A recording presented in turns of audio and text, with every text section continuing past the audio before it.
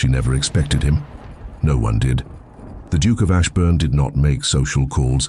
He did not send cards or observe calling hours. He was not a man who sought permission. He was a man who simply arrived, made his assessment with quiet certainty, and then departed, often before anyone in the room could quite decide how they felt about his presence. London regarded him not with affection, but with the particular sharp-edged attention one gives a heavy, distant thunderstorm. Not a welcome sight, but one that demands awareness, ensuring no one is caught unprepared. She was Cecily Dunmore, the daughter of a deceased physician, and the steadfast keeper of his intricate, layered secrets. She possessed no remaining fortune of note, no powerful family name to offer protection, and certainly no patience for men who appeared uninvited at her door. So when the Duke arrived on a Tuesday afternoon, a figure of imposing height, radiating an unsettling certainty, and entirely out of place in every conceivable way, she turned him away before his boot could even touch the drawing-room carpet. He returned the following Thursday, a silent, unyielding presence. She turned him away once more, her resolve unwavering.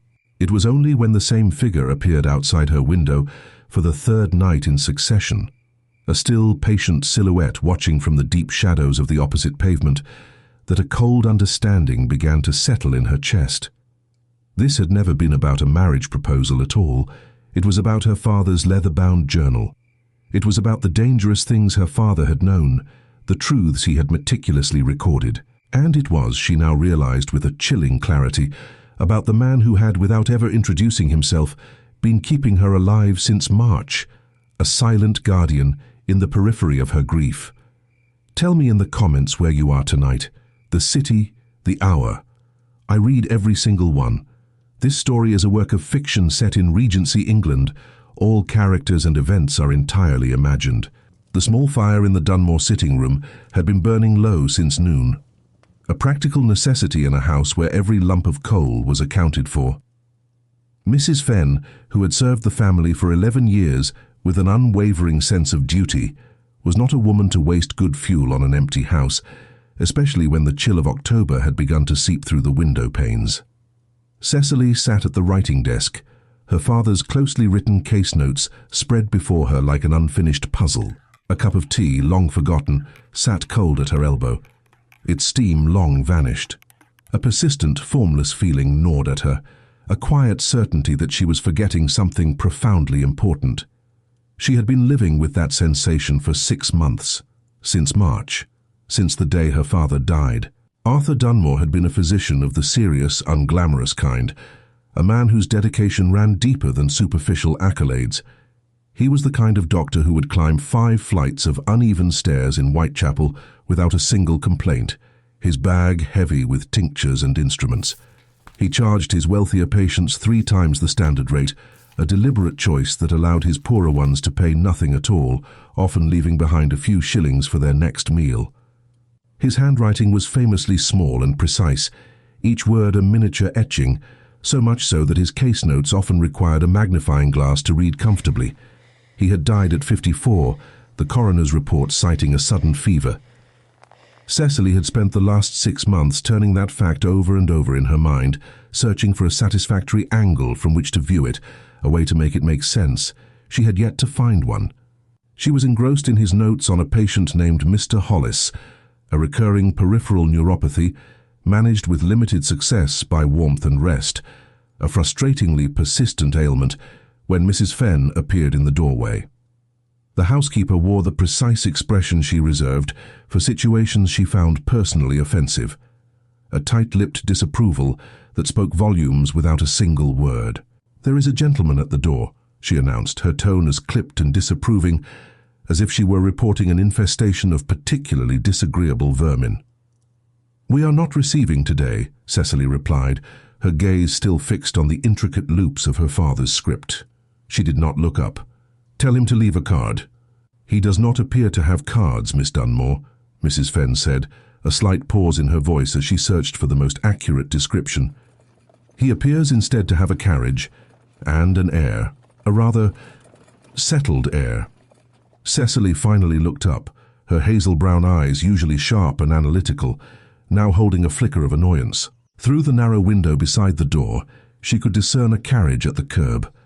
It was not ostentatious, merely a plain, dark coach, its leather gleaming dully in the pale afternoon light, drawn by a pair of undeniably good horses.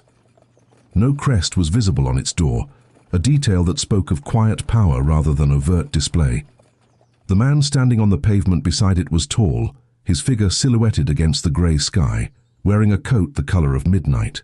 He was looking at the house with a particular unwavering stillness, the posture of someone who had already made up his mind that he would enter it, regardless of any stated intention to refuse.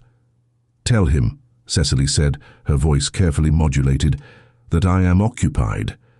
Mrs. Fenn looked at the man outside, then at Cecily, her expression a careful blend of exasperation and resignation, then back towards the door. "Yes, Miss Dunmore," she said with the precise knowing inflection of a woman who had seen enough of the world to understand exactly how this particular confrontation would inevitably conclude. It did not end with the visitor leaving. He stepped into the narrow hallway not rudely, not with any overt aggression, but with the absolute, unshakable confidence of a man who had never, in his adult life, been successfully turned away from anything he truly wished to enter. He stood in the confined space, his hat held loosely under his arm, and waited. Cecily, who had half risen from her desk, considered her limited options for the space of 2 heartbeats. She then decided on the most efficient course of action. She would receive him for precisely 5 minutes, listen to whatever tedious proposal he had brought with him, and then dismiss him with a clear, unequivocal understanding that she would not be troubled by him again. She appeared in the hallway doorway, her spine straight, her hazel brown eyes steady. He was not at all what she had expected. She had anticipated something louder, something more overtly grand, a peer swollen with the inherited weight of his title, his jaw set in a permanent display of self-importance. What she found instead was a man, perhaps 30 or 32, with the kind of face that offered nothing away, a carefully constructed blankness. His features were clean-lined, almost austere, his gaze watchful, his composure settled deep behind his deep amber eyes, like cooling embers. It was the composure of someone who had practiced such stillness until it had become a fundamental part of his very structure. His eyes moved over her once, cataloguing, she thought, with the same detached thoroughness a physician applied to a new patient, before settling and staying, holding her gaze with an unnerving intensity. She was not flustered by this silent examination. She suspected, with a faint internal amusement, that she was being given exactly as much attention as she was, in turn, giving him. "Miss Dunmore," he said, his voice low and even. "I don't believe we've been introduced," she replied, her own voice holding a touch of frost. "We haven't." He did not offer his name immediately, a detail that struck her as either extraordinary rudeness or an extraordinary deliberate choice, and she did not yet know him well enough to determine which. "My name is Beauchamp, Magnus Beauchamp." She knew the name. Everyone in London knew it. The Duke of Ashburn, younger than his formidable title suggested, richer than was entirely comfortable, and possessed of a reputation that made other titled men go quiet, their conversations abruptly hushed, when he entered a clubroom. He had served the Crown during the recent war in some capacity that no one discussed in specifics, a shadow of dangerous efficiency clinging to his past. He had returned to London 4 years ago to take up his duchy, and it seemed to be unsettling for sport. She straightened her spine, a subtle stiffening that conveyed her displeasure. "Your Grace." Her tone held precisely the courtesy required by social convention, and not a fraction more. "I'm afraid you've made a wasted journey. I have no business with the Duke of Ashburn, and I am quite certain he has none with me." "I have a proposal," he stated, his deep amber eyes unwavering. A pause settled between them, thick and unexpected. The clock on the hallway shelf ticked with deliberate slowness. On the street outside, a cart rumbled past, its wheels rattling on the cobblestones, and then the sound faded into the distance. "A proposal," she repeated, the words tasting strange on her tongue. "Yes?" Cecily looked at the man who was, by any reliable account, the most intractable and unyielding peer in 3 counties. He did not look like a man who made proposals in the conventional sense. He looked instead like a man who made decisions, firm, non-negotiable decisions, and then simply arranged for everything else in the world to catch up to his predetermined will. "No," she said, cutting off any further explanation. Something shifted behind those deep amber eyes. Not surprise, not quite. Something more like the careful, almost imperceptible adjustment of a man revising his initial assumptions, a subtle recalibration of his strategy. "You haven't heard the terms," he pointed out, his voice still even. "I don't need to." She folded her hands in front of her, a small defiant gesture. "I am not interested in an arrangement with a man I have never met, for reasons I have not been given, on a Tuesday afternoon when I have not extended an invitation. Good day, Your Grace."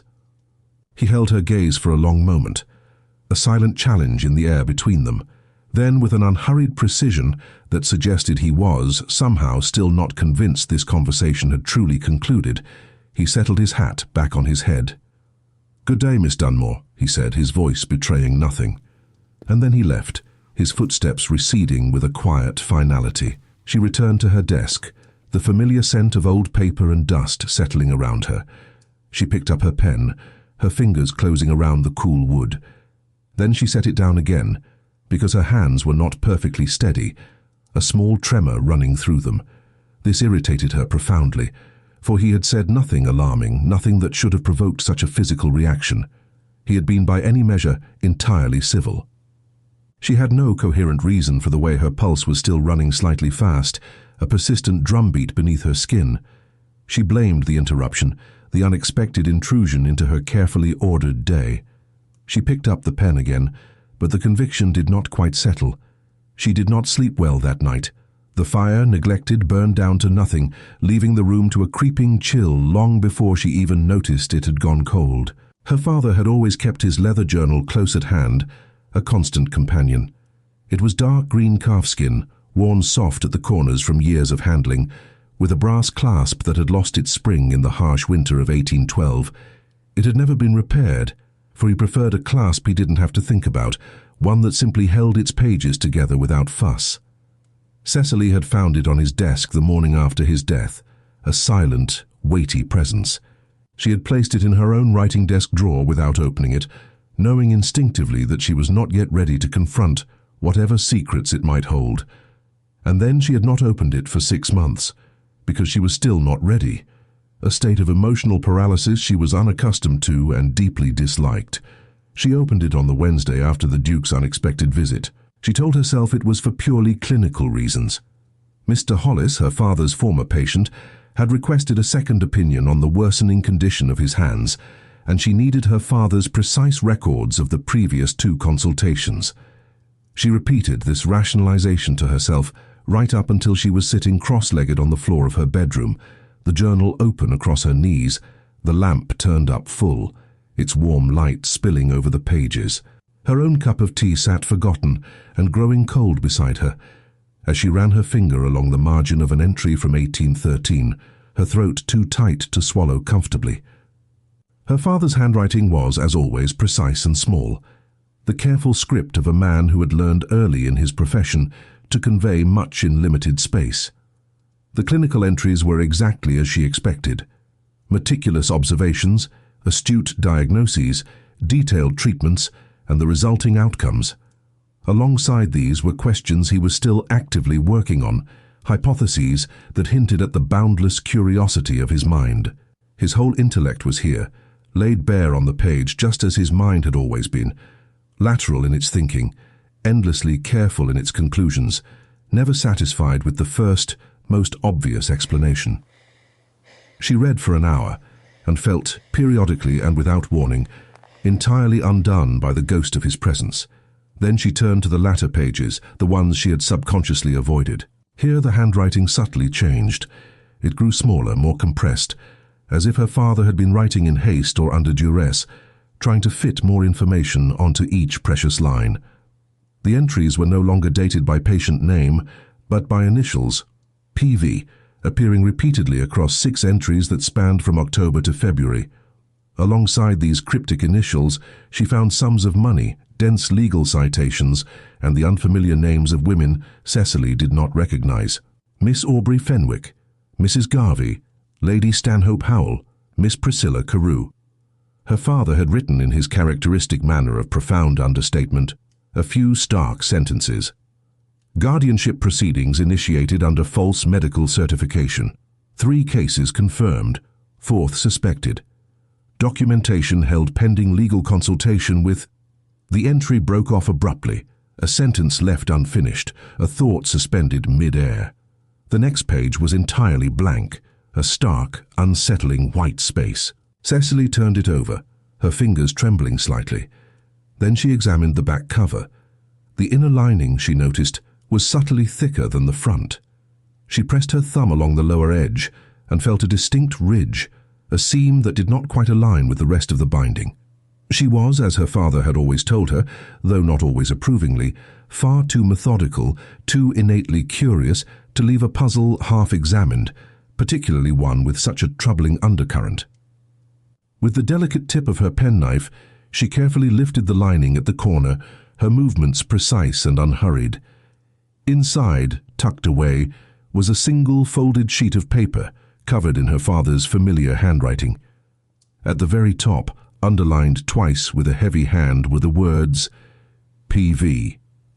Sir Phineas Vane, Baronet, J.P. Middlesex. She read the rest of the document standing up, her body rigid, because sitting felt profoundly wrong, almost disrespectful to the gravity of the words.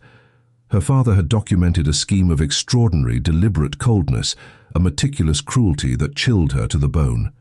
A magistrate, Sir Phineas Vane, who arranged false medical assessments of wealthy women who lacked male guardians, women who were vulnerable. He then had them declared legally incompetent, assumed control of their substantial assets through proxy trustees, and systematically profited from the arrangement for years. 4 women, 3 of whom, her father's notes indicated, had died in private care facilities before any legal challenge could even be mounted. At the very bottom of the sheet, in the cramped, almost frantic script of a man writing against a margin already full, were the initials.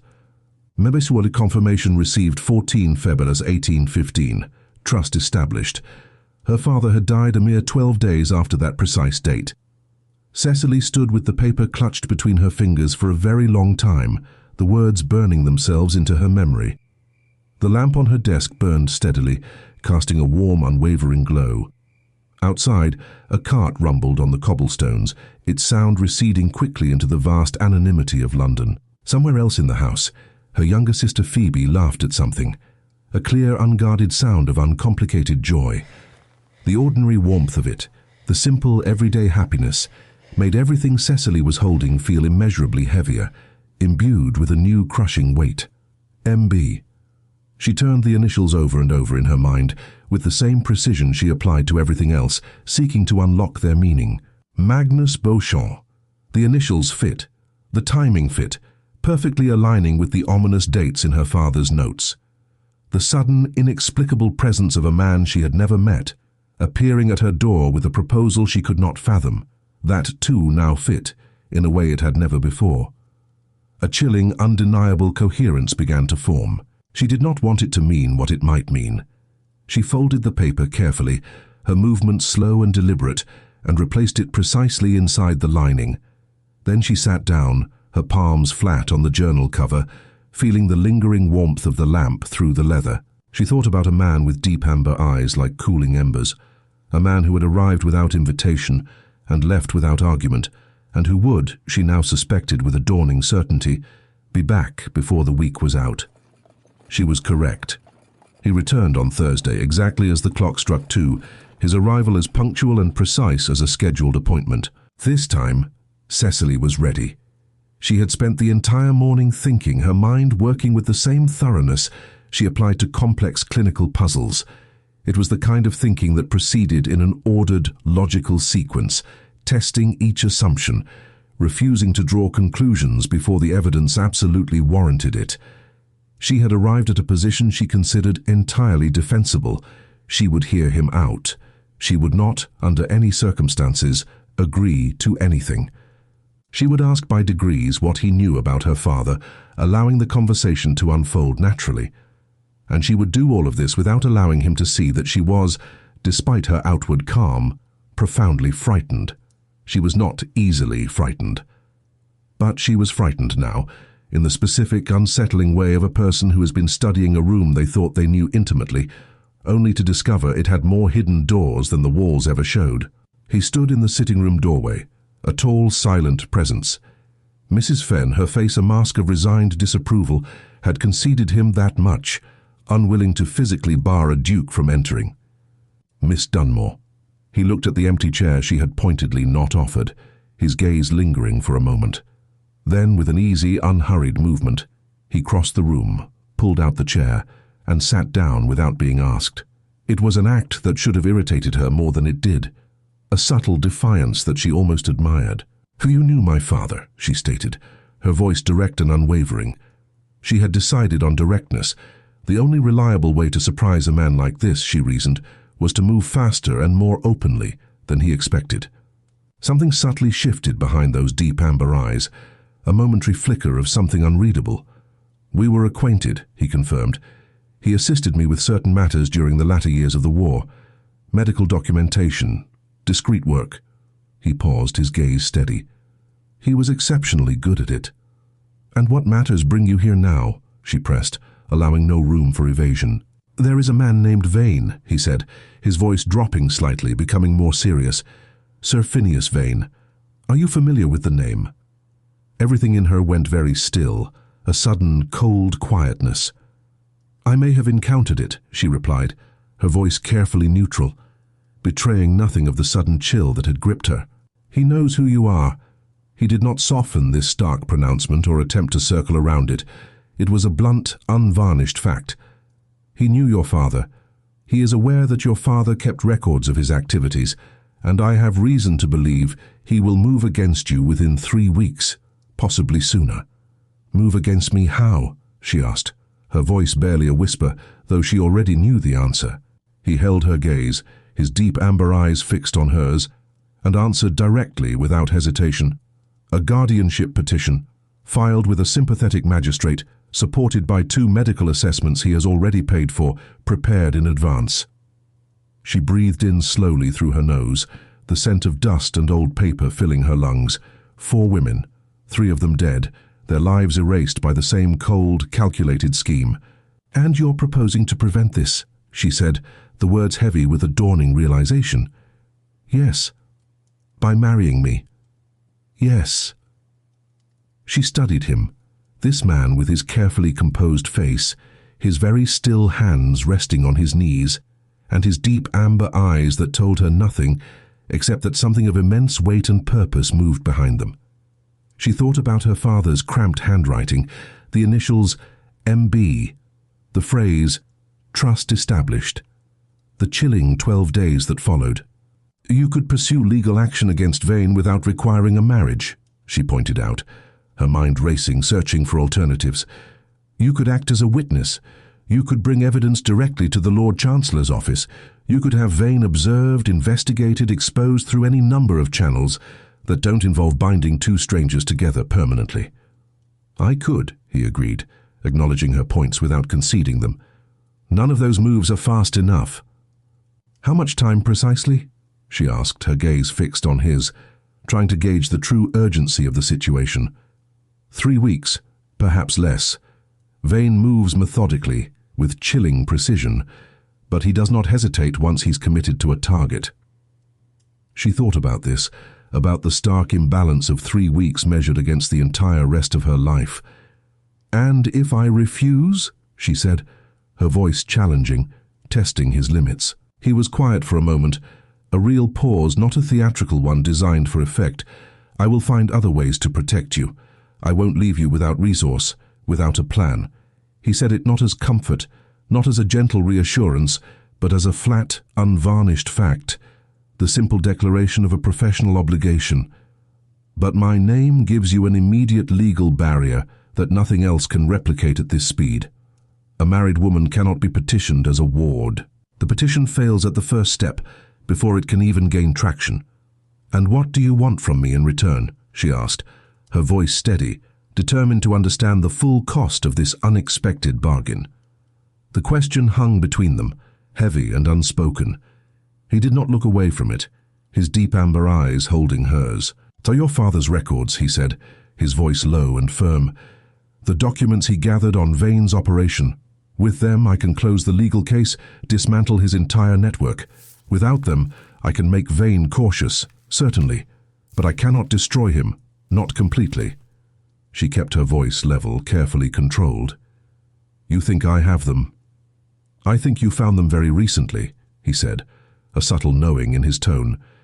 "And I think you spent most of last night reading them." She said nothing, her mind a whirlwind of thought. The clock on the mantel measured out several slow, deliberate seconds. "No," she said at last, the word a quiet defiance. "Not yet." He rose without argument, without any visible sign of frustration. He placed his hat back under his arm, his movements unhurried.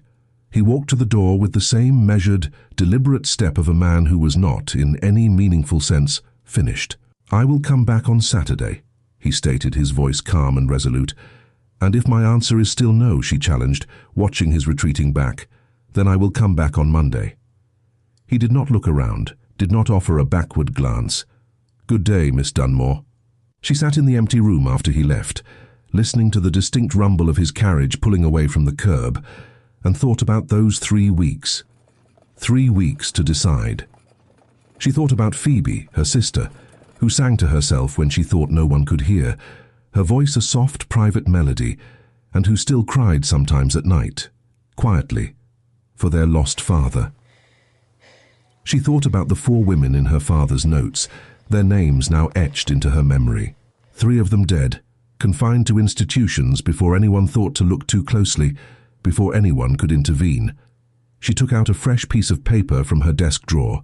She did not write anything on it for a long time, her pen poised, her thoughts swirling. Then finally she wrote, "Saturday, then." She folded it precisely and sealed it with a drop of wax, then gave it to Mrs. Fenn to have delivered to the Duke of Ashburn's address on Cavendish Square. Mrs. Fenn took the sealed note with the expression of a woman who held very strong opinions on the matter, but was choosing at great personal cost not to voice them aloud. She did, however, move rather quickly to the door, a subtle, almost imperceptible haste in her steps. Cecily noted this, a faint wry amusement touching her lips. She walked to the lending library on Friday morning, needing the rhythm of motion to help her think. Her thoughts, a tangled knot of fear and burgeoning understanding, seemed to untangle themselves best when her body was in purposeful movement. The sky was a pale, washed-out October grey, a soft, diffuse light filtering through the clouds. The streets of Bloomsbury had the comfortable, unpretentious plainness of a neighbourhood long past pretending to grandeur, settled into its own quiet dignity. Cecily wore her practical brown wool pelisse, its fabric soft and familiar, and her oldest half-boots, their leather scuffed but still sturdy. She walked with the deliberate purpose of someone who knew exactly where she was going, her head held high, which was, precisely, how she needed to appear. She had gone barely a quarter mile when she first noticed the man. He was not obviously following her, not in a clumsy or overt way. He was simply present. First, a fleeting glimpse of him at the corner of Museum Street, then a few paces behind her on Great Russell Street. He maintained a casual, almost imperceptible distance, a gap that would have been entirely invisible to anyone not specifically calibrated as Cecily was to notice such things. Cecily had grown up in the hushed, observant world of her father's surgery. From the age of 11, she had learned to track details with meticulous care. The subtle shift in a patient's skin color in relation to their complaint, the almost imperceptible changes in breathing when someone was trying to manage intense pain, the particular quality of stillness that often preceded a faint. She had, without ever consciously planning to, applied these same habits of acute observation to everything else in her life ever since. This man was trying very hard not to be noticed, and he was not quite succeeding, at least not with her. She did not change her pace, did not betray any awareness of his presence. She walked into the lending library and spent 10 minutes selecting 2 volumes she did not particularly want, her fingers tracing the spines of books on obscure subjects. She discussed the new catalogue with the clerk in a tone of complete, unruffled calm, her voice even and steady. Then, with a practiced ease, she left by the side entrance, a route she knew well, having used this library for 4 years, and because she always instinctively noted secondary exits, another habit she'd never entirely accounted for. She had not lost him. He appeared at the alley entrance less than a minute after her, his large frame filling the opening. This time he made no particular effort at concealment. He was a large man, unremarkable in appearance, with the solid, slightly stooped posture of someone accustomed to outdoor work, to long hours spent in the elements. He looked at her, his gaze flat and unblinking. She looked back at him, her hazel brown eyes steady and unwavering. "Miss Dunmore," he said, his voice rough and low. "You have me at a disadvantage," she replied, her voice remaining perfectly steady, just as she had decided it would be. "You know my name, and I don't know yours." "You don't need to." He stepped forward, taking one deliberate pace towards her. "Sir Phineas sends a message. He suggests you do well to call on Dr. Aldridge on Harley Street, at your convenience, to discuss your health." The gentleness of it, the complete unnerving absence of anything that could be overtly called a threat, spoken in a tone that was almost solicitous, was far worse than any open menace would have been. Dr. Aldridge. The name was instantly recognizable, etched into her father's notes. One of the men who had signed the false certifications, a willing accomplice in Vane's cruel scheme. "Tell Sir Phineas," she said, her voice clear and firm, "that I am in excellent health." He looked at her for a moment with the flat, unyielding patience of someone who had delivered many such messages, and considered the response entirely irrelevant to his task. Then, without another word, he turned and walked away, his heavy footsteps echoing down the alley. Cecily stood in the narrow alley, the 2 library books pressed tightly against her chest, her pulse considerably louder than usual, a rapid thrumming beneath her ribs. She did not tremble. She was not a woman who trembled easily, and she was certainly not going to begin in an alleyway behind a lending library on a grey Friday morning. She stood for a full minute, breathing carefully, deliberately, until her grip on the books relaxed, until the frantic beat of her pulse began to slow. Then she went home, the silence of the streets a stark contrast to the tumult in her mind. She sat at her writing desk, the familiar scent of ink and paper a small comfort. She thought through her options with the same systematic thoroughness she had learned from the man who had also died too young, because he had known too much and had not moved fast enough. She could go to a magistrate, except that Vane himself held a magistrate's position, and she could not possibly know which other officials fell within his insidious influence. She could engage a solicitor, except that on her current meagre income, a prolonged legal challenge would consume the last of what her father had left them, and could take years she simply did not have. She could do nothing, except that doing nothing would inevitably end with her declared incompetent, her sister Phoebe left without a guardian, vulnerable and unprotected. And those women in her father's notes, their names now vivid in her mind, were no longer abstract figures. They were real, stark warnings. She took out a fresh piece of paper. This time she wrote, "Saturday, then."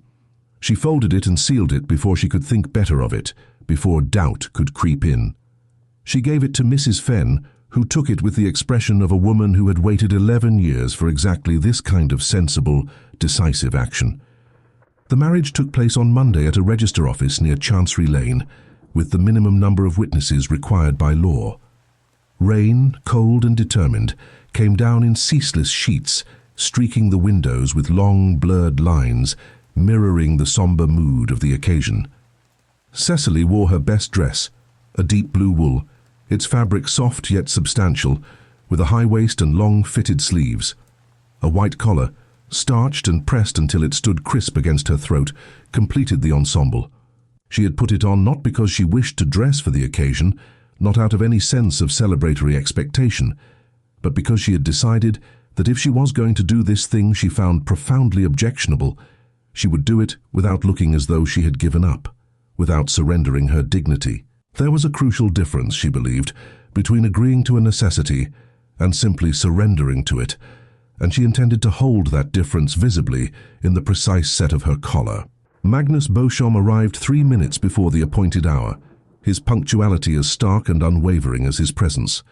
He wore charcoal grey, a suit of impeccable cut but entirely devoid of any ceremonial embellishment, having made no more effort at ceremony than she had. This, she found, was oddly steadying. She had half expected something performative, something designed to impress or intimidate, and would not have known how to respond to it. He looked at her as she came through the register office door, and something moved in those deep amber eyes. Not surprise, certainly, and not admiration in any simple, romantic sense. It was something more akin to recognition, a quiet confirmation, as though he were seeing something he had expected to find and was relieved to confirm its presence. "Miss Dunmore," he said, his voice low. "Your Grace." She stood directly in front of him, her hazel brown eyes meeting his without flinching. "We should probably establish what I'm to call you." "Call me as you choose. My household will address you as Duchess. Whether you use my title or my given name is entirely your preference." She considered it for the space of 2 seconds, the implications of each choice weighing in her mind. "Magnus," she said finally, because using a title she hadn't earned, a title that felt foreign and unmerited, felt like a performance she could not sustain. He held her gaze for a moment, a subtle shift in his expression. "Cecily," he said quietly, the sound of her name on his lips, a soft, unexpected intimacy. They signed the register, their pens scratching softly on the heavy paper. They spoke the required words, their voices level and without embellishment, devoid of any false emotion. The witnesses, a young clerk whose pen was running dry, his attention clearly elsewhere, and a woman who appeared to be waiting for an entirely different appointment, her gaze fixed on the door, looked at the floor and the ceiling and everywhere that was not them, carefully avoiding eye contact. The rain continued to stream down the windows in long, clear lines, a constant mournful backdrop. The ring he placed on her finger was old, undeniably so, dark gold, worn smooth by generations of touch, with a band of twisted vines, unmistakably from someone's family history rather than a jeweller's sparkling case. "My grandmother's," he said before she could even formulate the question. She looked at it, the heavy gold a cool weight on her finger. The metal had the particular mellow warmth of something worn for decades, its surface softened by time. The intricate vines, once sharply defined, had been so refined by the passage of years that their detail was becoming something else entirely, something that was simply texture now, a subtle relief against the skin. "It's beautiful," she said, and meant it with more simplicity, with more genuine feeling than she had intended. He looked at the ring on her hand, his gaze lingering.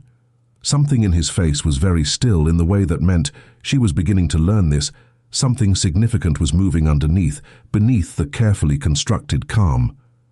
They rode back to Cavendish Square in his carriage, the interior hushed save for the rhythmic drumming of rain on the roof and the gentle sway of the vehicle. Cecily sat with her hands folded in her lap, watching the wet, blurred street pass by, and thought, "I am a married woman. I am the Duchess of Ashburn. The man 2 feet away from me is my husband, and I know almost nothing about him except that my father trusted him, and my father trusted very few people indeed. My sister will need to be told," she said, breaking the silence. "She'll be moved to Cavendish Square this afternoon," he replied, his voice calm and practical. "Mrs. Fenn also, if she's willing." "You've already arranged it," she observed, a faint surprise in her tone. "I've prepared for it." The distinction was clear, deliberate and important. He had not assumed her agreement. He had merely readied himself for the possibility. "If you'd prefer other arrangements—" "No, Phoebe should come." She looked out at the rain-streaked street, a sudden fierce protectiveness rising within her. "And Mrs. Fenn will come regardless. She'd rather die than allow someone else to manage my household, particularly yours." A pause settled between them, longer this time. Then from across the carriage came something that was not quite a sound, not a laugh, not truly, but the nearest thing to one she had yet heard from him, a fraction of warmth, a brief, fleeting softening in a man who had seemed until now entirely devoid of it. She didn't look at him. She kept her eyes fixed on the rain-blurred street, the passing houses, but she felt it, the subtle shift, the way you feel a change in a room's temperature. Quiet and not nothing. The house on Cavendish Square did not ask for approval, it simply existed. It stood at the edge of the grand square, with the settled permanence of something that had always been there, and fully expected to continue being there long after the buildings around it had changed hands twice over.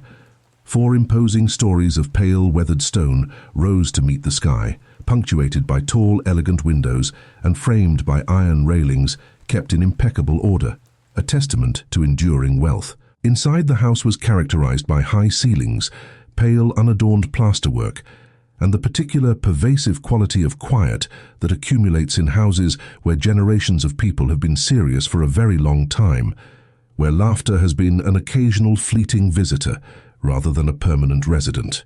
Cecily walked through it on Tuesday morning, the day after her marriage, approaching it with the same systematic thoroughness she applied to any new set of circumstances.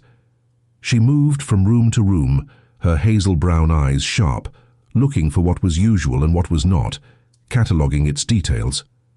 The library was extensive, its shelves overflowing with books and clearly well used, their spines softened by frequent handling. The kitchen, she noted, was somewhat better appointed than the house strictly required, a subtle detail that suggested the cook held strong views on culinary matters and had, with quiet determination, succeeded in imposing them. There were 2 rooms on the first floor, kept permanently locked, their doors silent and unrevealing. Magnus's study on the ground floor had a heavy door that stood open when he was in it, a silent invitation, and locked securely when he was not. This, she found, was legible in a way that pleased her, not a secret, but a clear, unambiguous signal. She filed this observation away in her mind. She was not precisely unhappy. She had not expected happiness from this arrangement, and had certainly not prepared for it. She was watchful, acutely so, which was not at all the same thing. On Wednesday, she began seeing patients in the ground floor morning room. Not formally, of course. She had placed no advertisement, sent no announcements to the Gazette. But word had followed her from Bloomsbury, as she had known it would, carried on the invisible currents of London gossip. Old Mr. Hollis arrived on Thursday, his hands worse, his face etched with the tentative, almost hopeful look of a man uncertain whether he still had a physician, a lifeline. She treated him with the careful, practiced efficiency her father had taught her, her movements sure and precise. She did not spend too long thinking about what it meant to practice medicine in a room furnished with Chippendale chairs and a grand view of a London square. The incongruity a quiet hum in the background. Magnus saw her emerge from that appointment. She was rolling down her sleeve, her movements a familiar, almost unconscious habit, and Mr. Hollis was behind her, his face bearing the grateful, slightly dazed look of a man who had been listened to, truly heard, and examined properly. "Is that sanctioned?" he asked, his deep amber eyes fixed on her. "By whom?" she retorted, her eyebrow raised slightly, a challenge in her voice. He looked at her for a moment, that steady amber gaze turning the question over in his mind, assessing its implications. "I'll have the morning room arranged properly," he said, his voice practical. "You'll want a case for your instruments, a proper place for them." He was already turning toward his study, his intention clear, when she said, "Magnus." He turned back, his movement fluid and unhurried. "Thank you," she said, the words quiet but sincere. He nodded once, a brief, almost imperceptible gesture. It was not effusive, not a grand display of gratitude, but it was complete, a quiet acceptance. She found herself thinking about it later, the small moment replaying in her mind in a way she attributed reasonably to the strangeness of her new situation. She passed his study on Thursday evening. The heavy door was slightly ajar, a sliver of light escaping into the corridor. She heard his voice, low, rapid, urgent, a tone she had not heard from him before. It was the voice of a man who was running something, directing a complex operation, and had clearly been running it for a very long time. "No further contact with Vane until the documents are secured," he was saying, his voice sharp with command. "If he moves before then, we respond, not before." A brief pause, filled with unspoken tension. "Tell Hartley that patience is not optional at this stage. If he can't manage that, I will handle Vane myself. He won't enjoy watching how." Cecily walked on, her steps light and silent on the thick carpet. But she stood in the corridor for a long moment, her hand flat against the cool wallpaper, thinking. She had known abstractly that he was a man with a network, a web of contacts and influence that stretched far beyond the confines of Cavendish Square. She had not quite apprehended until now what that truly meant in practice. She was living in the house of a man who had people, loyal and efficient, a man who gave orders that were followed without question, a man who had been, in some capacity she still did not fully understand, doing this kind of dangerous, intricate work, since before she had any idea he even existed. She was not frightened by this revelation. She merely noted it, the way she noted everything, filing it away for later consideration. And she thought about it for a long time, the implications slowly unfolding in her mind, before she finally slept. She found it on a Friday, 3 days after she had moved into the Duke's house, because she was actively looking. She was not ashamed of this. She was not the kind of woman who lived inside a situation she did not understand and chose to seek understanding only when it became utterly unavoidable. She possessed the journal, with its hidden pages and its chilling implications. She had the initials M.B. scrawled in her father's margin notes. She had heard a man's urgent voice giving orders through a half-open door. She had the ominous 12 days that separated trust established from her father's untimely death. What she still did not have was a definitive, unambiguous answer to the question that had been sitting, a cold, heavy stone in her chest since she first read those cryptic initials. Had Magnus Beauchamp been working alongside her father, a loyal ally, or alongside Vane, a silent, unseen accomplice? A trust she knew could be either. She found the ledger in the library, miscatalogued between a weighty volume on estate management and a detailed survey of Scottish waterways.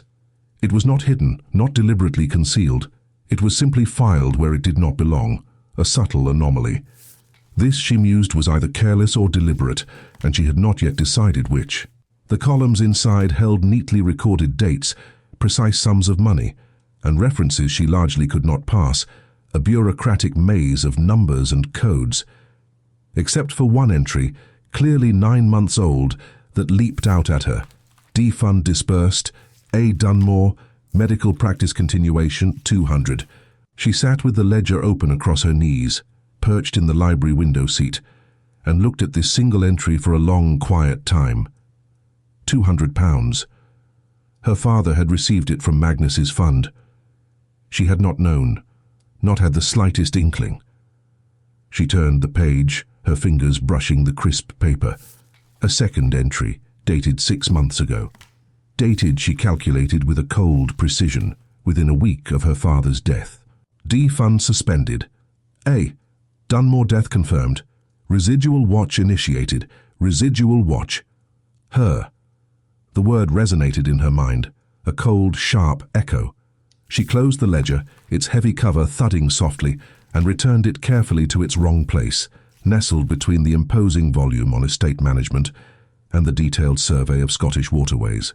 She stood at the window, looking out at the square below, where a nursemaid was walking 2 small children in matching coats, their bright colours a stark contrast to the grey day. A delivery cart had stopped on the corner, its driver whistling a tuneless melody, and London was proceeding with its complete, indifferent rhythm, entirely oblivious to anything she had just learned. He had been watching her. For 6 long months before he ever appeared at her door, before she had any idea he existed, he had known exactly where she was and what she was doing. Her mind, meticulously trained on differential diagnosis, on the precise ordering of evidence, on the steadfast refusal to conclude before the facts were entirely complete, offered her 2 distinct, stark readings. 1. Magnus Beauchamp had been watching her because she was merely a means to an end, a path to the crucial documents, and the watch was purely strategic, a cold, calculated maneuver. 2.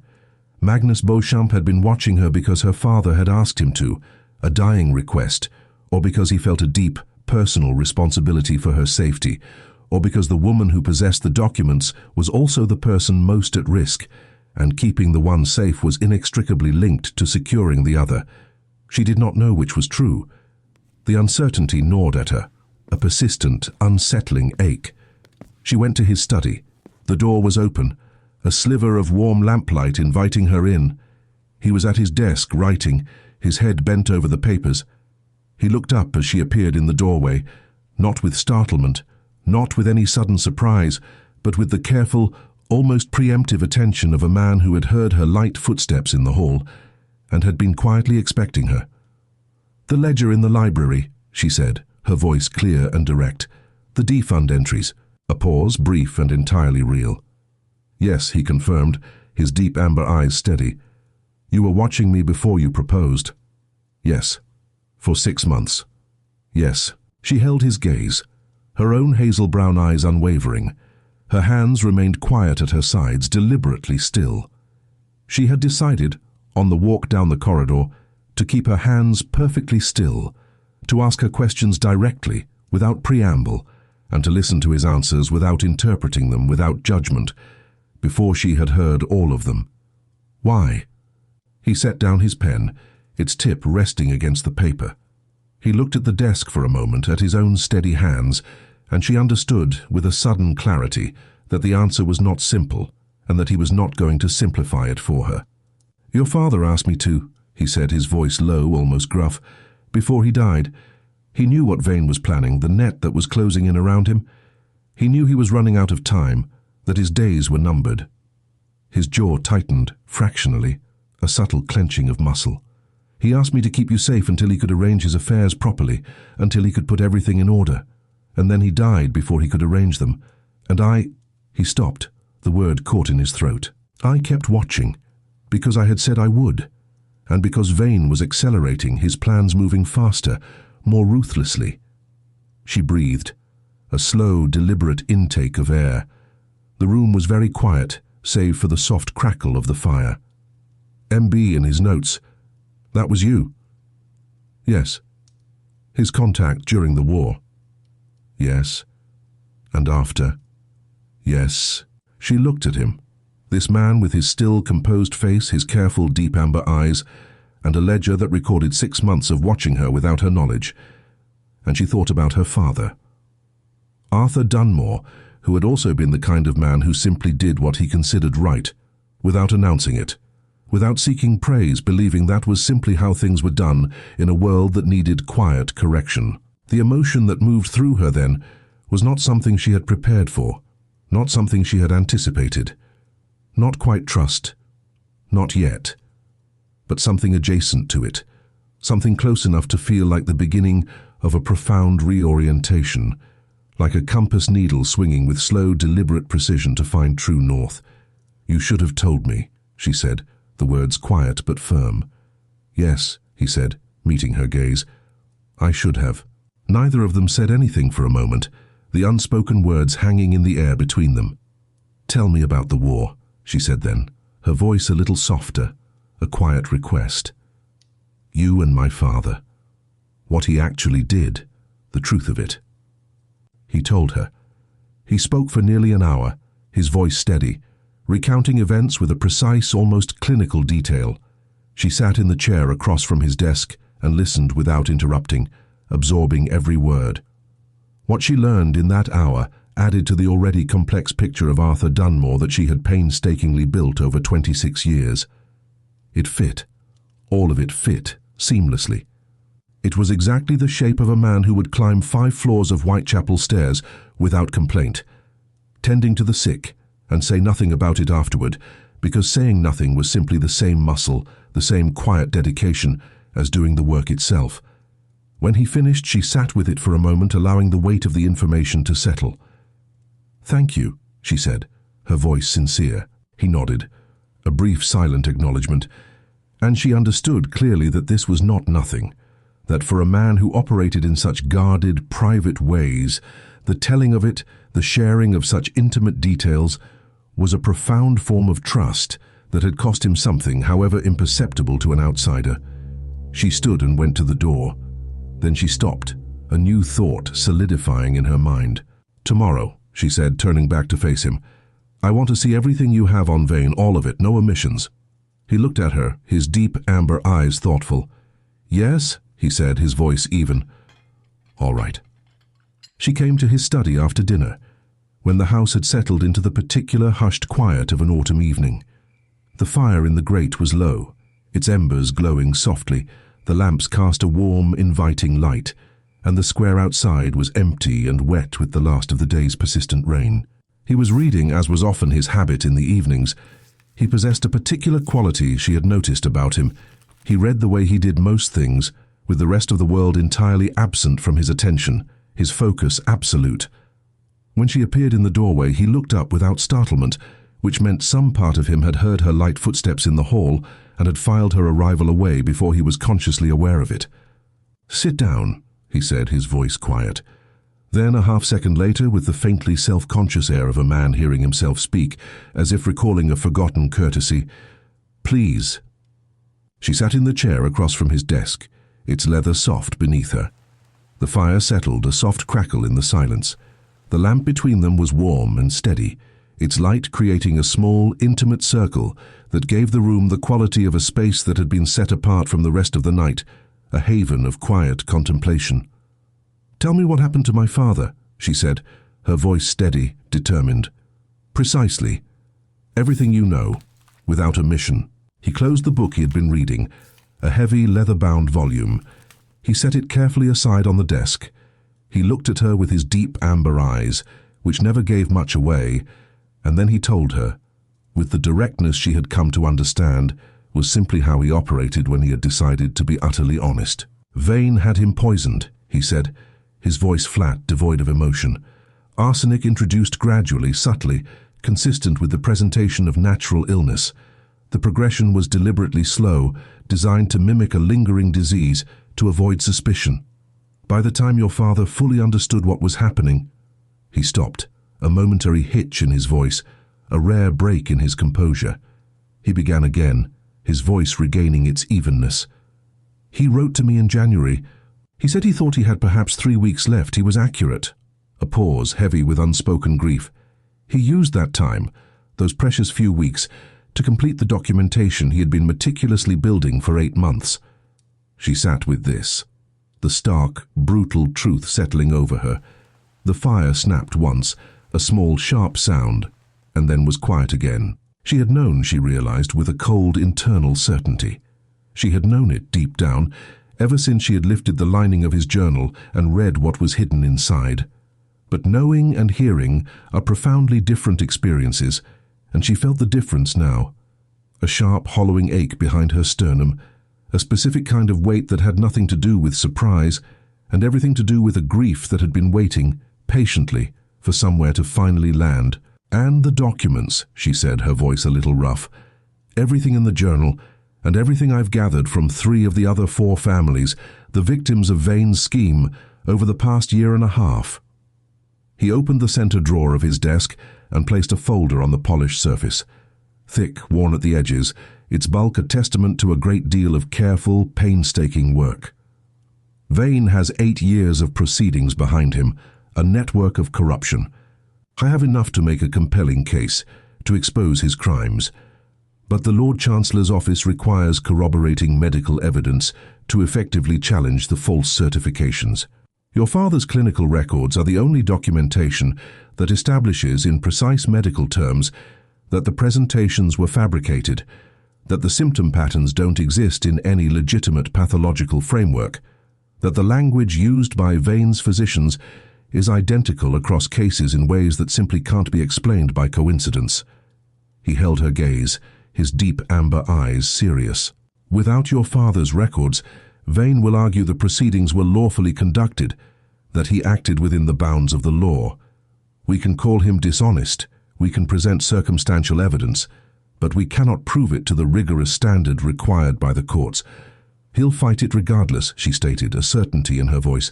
"Yes, but with your father's records, with your evidence, he cannot fight it effectively. His defenses will crumble." She thought about the 4 women, their names etched into the hidden pages of her father's journal, about Miss Aubrey Fenwick and Mrs. Garvey and Lady Stanhope Howell and Miss Priscilla Carew. She thought about how long 8 years was, and how many other women there might have been, lost to Vane's machinations that her father hadn't found, hadn't had time to record. "There are clinical case files," she said, her mind making connections, drawing on her own deep knowledge. "In his cases, the ones I inherited, he documented specific patients by initials only, but I know which files they are now. He recorded the fabricated symptom presentations in clinical terms, the statistical impossibility of the pattern, the specific repetitive language Vane's physicians repeated across cases, the absolute absence of any pathological basis for their diagnoses. She met his gaze, her hazel brown eyes sharp with conviction. "I can identify them, I can make them speak." "Will you share them with me?" he asked, his voice quiet but intense. "On one condition." He waited, his gaze unwavering, allowing her the space to articulate her terms. "I present them myself," she said, her voice firm, "to the Lord Chancellor's office, my father's evidence in my voice, as his medical successor, not filtered through you, not represented by your solicitor. I do this." He looked at her, his deep amber eyes unreadable. She expected the resistance of a man accustomed to handling complex affairs himself, a man who typically found women peripheral to such weighty matters. She had prepared her response to such an objection, rehearsed her arguments. Instead, "Of course," he said, his voice calm, accepting. She had not prepared for that. A small internal tremor of surprise ran through her. "So you'll need to be accompanied," he said, his tone practical, shifting to logistics. "A woman presenting alone to the Lord Chancellor's office will not receive the same attention, the same serious consideration." "You'll come as a witness," she interrupted, making her terms clear. "Not as a speaker. You sit 3 feet behind me, a silent, supporting presence." Something moved in his face, a subtle, almost imperceptible softening around his eyes. "Agreed," he said, his voice firm.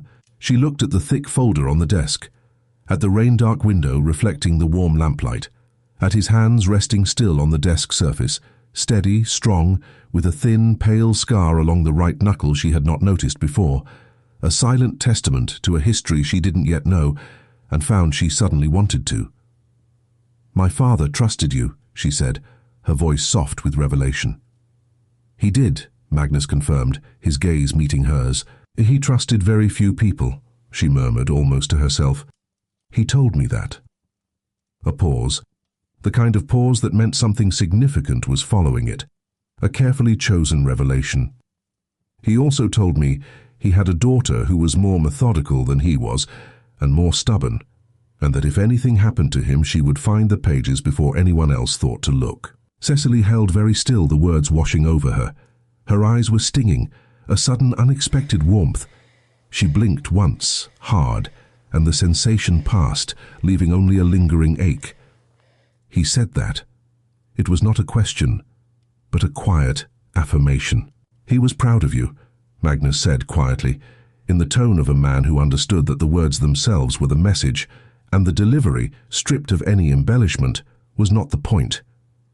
"He told me precisely once, and did not repeat it, because that was how he was, but he said it with a quiet certainty." She breathed, a slow, deliberate breath. She pressed her lips together and breathed again, looking at the fire, its embers glowing. She did not cry, because there would be time for that. A private moment, and this was not it. This was the moment that needed her to be steady, to be clear-headed, and she was steady. "All right," she said, her voice firm once more. She looked at him, her hazel brown eyes meeting his deep amber gaze. "Tell me everything that you know about Vane. From the beginning, the full account, every detail." He held her gaze for a moment, a silent understanding passing between them. Then he opened the folder, its pages rustling softly, and he told her. It took nearly 2 hours. She asked questions, specific, clinical, legally precise, dissecting his narrative with her sharp intellect, and he answered without hedging, without attempting to manage her reactions, gave her facts, and let her draw her own conclusions, correcting her only twice when she misread a small part of the complex sequence of events. She liked this.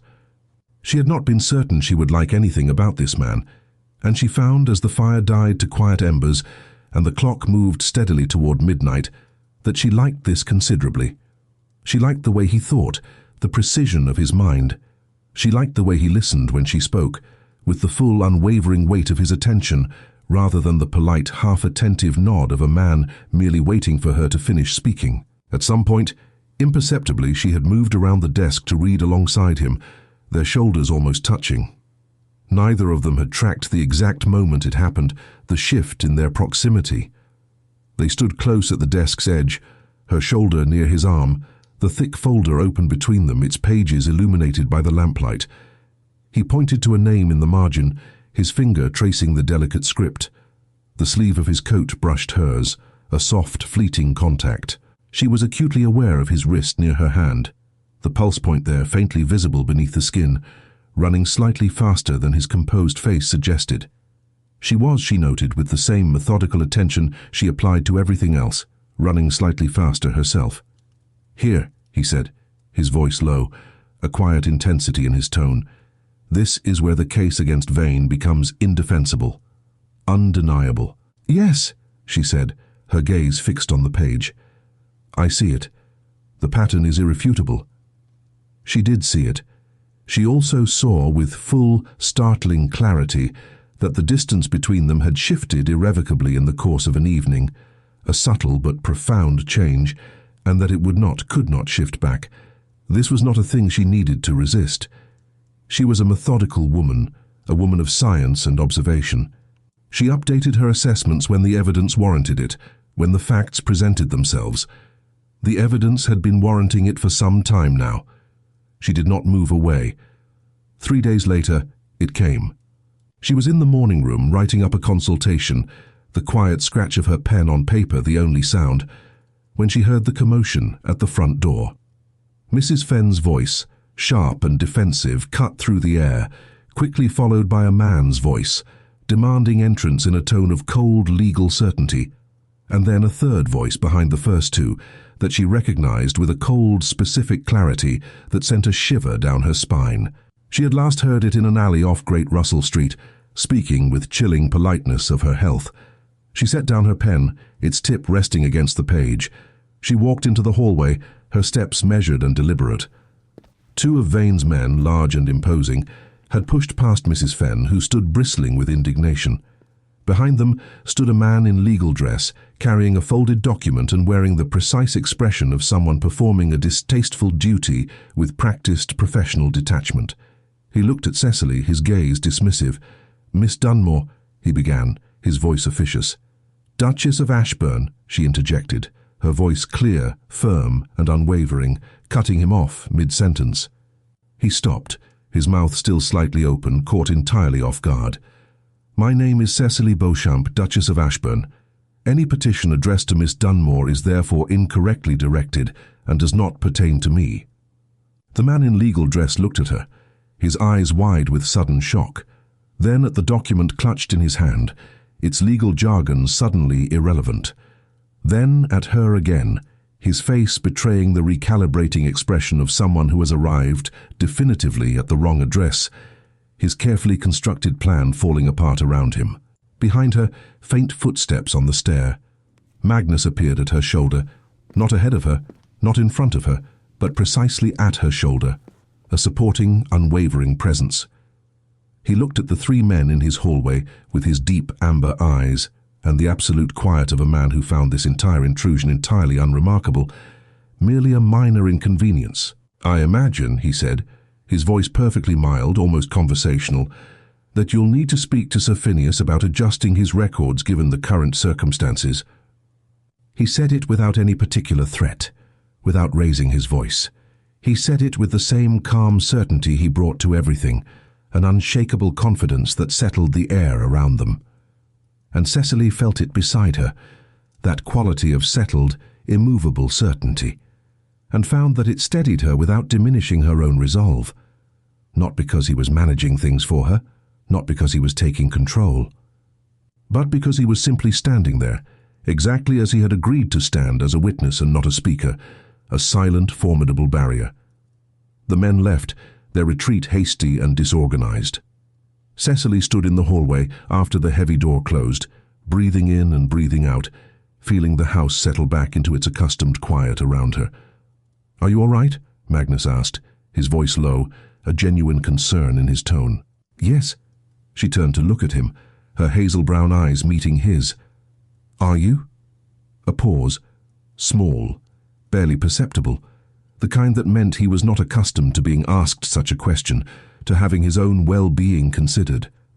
"Yes," he said, a faint, almost imperceptible softening in his expression.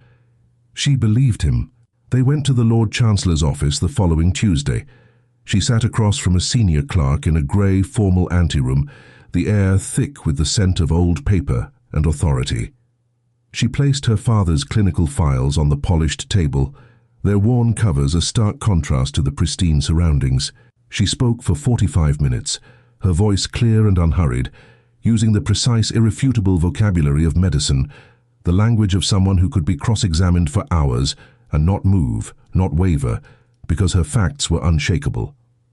The clerk's face changed incrementally, subtly, from the controlled skepticism of a professional receiving an unusual, perhaps outlandish claim, to the very particular stillness of someone looking at something they cannot immediately explain away, something that demands serious consideration. Magnus sat 3 feet behind her, a silent, unmoving presence. He said nothing, just as he had promised. Vane was formally summoned to proceedings in November. The families of the 4 women, their names now publicly acknowledged, were notified, their long-suffering finally given a voice. Legal proceedings were initiated in 3 separate jurisdictions, a vast, intricate web of justice beginning to unfold. They walked back from the Lord Chancellor's office in thin November sunshine, the air crisp and cold. Cecily said nothing for a full block, simply walking, allowing the silence to settle. Then she said, "My father would have liked to see that." "Yes," Magnus said, his voice soft. "He would have." She breathed in the cold air, feeling it fill her lungs, a quiet satisfaction blossoming in her chest. "So would I," she said, a faint smile touching her lips. He looked at her, his deep amber eyes thoughtful. "You did see it," he said, a quiet truth in his voice. She had. The morning room at Cavendish Square had, by November of the following year, transformed into something far beyond its original designation. It was still called that, for want of a better, more encompassing name. But it was also the room where Cecily saw patients 3 mornings each week, the quiet hub of her burgeoning practice. It was where her father's meticulously kept case files lived alongside her own, neatly organized in the tall bookcase beside the window, their spines a testament to generations of medical dedication. It was where the mahogany instrument case that Magnus had had custom made for her, its brass fittings gleaming, stood proudly on the side table, and where the desk held, at its near corner, a familiar dark green leather journal, its calfskin cover worn smooth by time, its brass clasp still broken, having not functioned properly for nearly 15 years. She kept it there now in plain sight. Not hidden away in a drawer, not secured under a lock. It rested on the desk where she worked, where she could see it when she looked up from her notes, a constant, comforting presence. The hidden pages, the damning evidence against Vane, had been delivered to the Lord Chancellor's office the previous autumn, copies carefully filed, the precious originals preserved as evidence. What remained of the journal was the rest, the clinical observations, the small, precise handwriting, the indelible mind of a man who had looked at suffering, written it down carefully, and tirelessly tried to do something about it. She had stopped needing to protect herself from this fact, from the raw grief it held sometime around February, as the weight of it finally began to lift. She was writing up a consultation.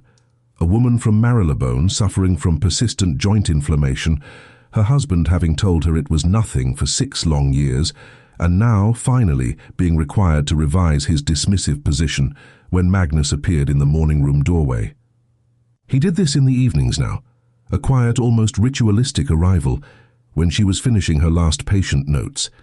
She was not sure precisely when it had become a thing he did, only that it had a gradual, imperceptible shift, and that she had stopped noting it as a new development, and had started taking it as simply how the day ended, a quiet, comforting punctuation mark. "How was Hartley?" she asked, without looking up, her pen still moving across the page.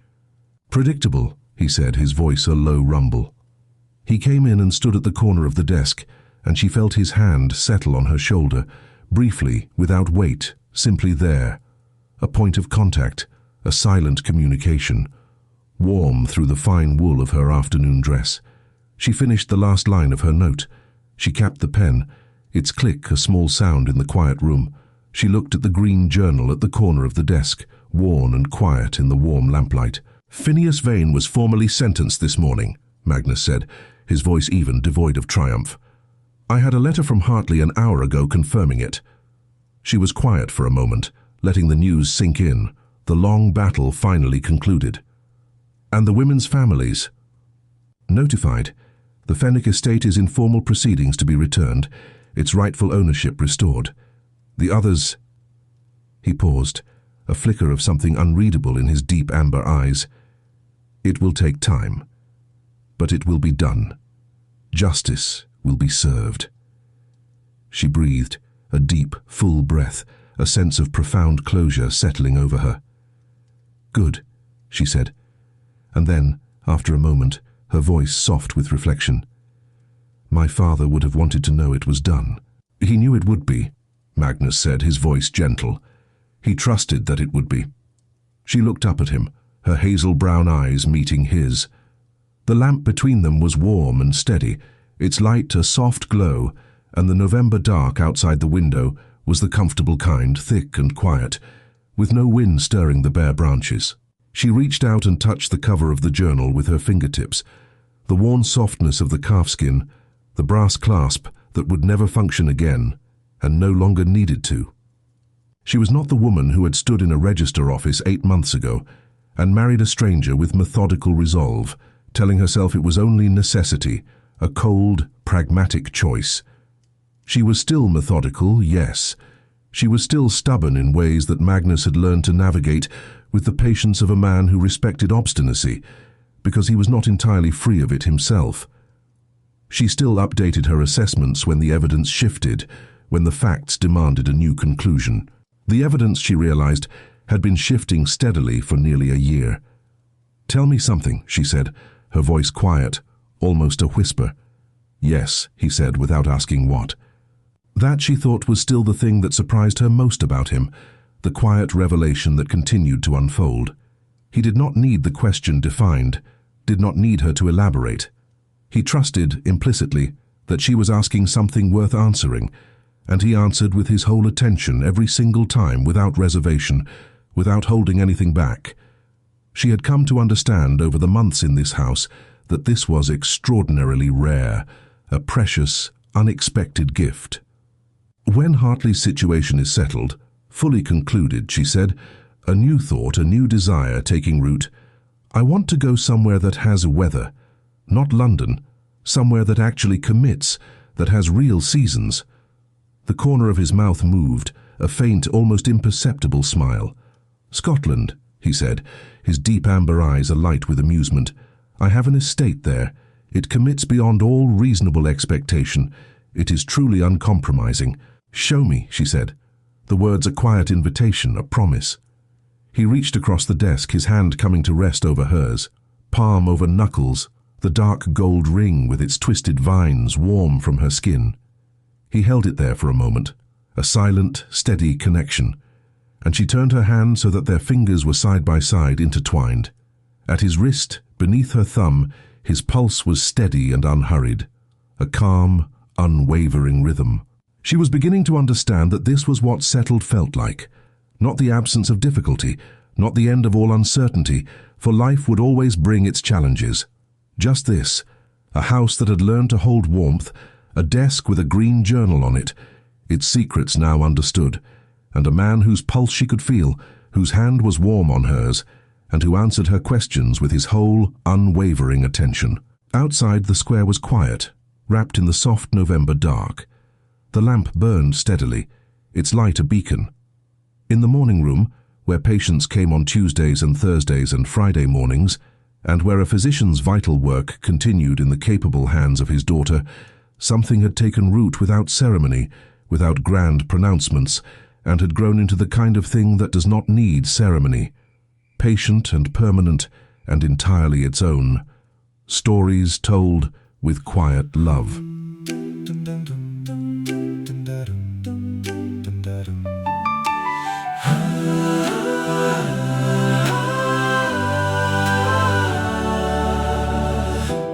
When the light slips through the shuttered room, shadows fold the pages of the day. I'll trace the lines that led me back to you.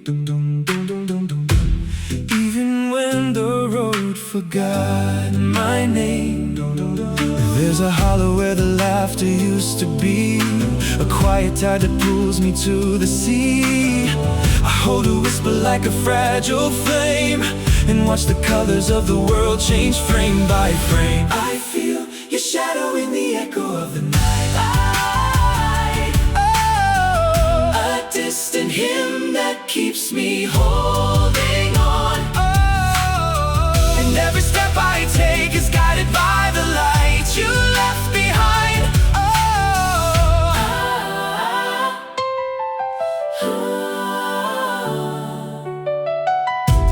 Moonlight writes the secrets on the floor. Footprints fade but never disappear. Eyes weaken sentences the night can keep, and fold my promises into the air. There's a room that breathes in time with memory. You hum the tune that taught me how to breathe. I keep the key beneath my trembling hand, and chase the way you taught me how to stand. I feel your shadow in the echo of the night. A distant hymn that keeps me holding on. And every step I take is guided by the light you left behind.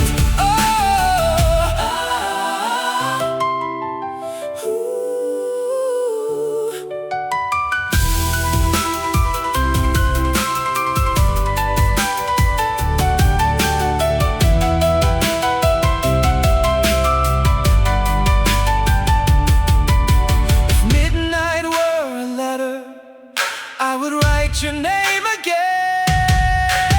Silence holds a promise. Let it break for us this time.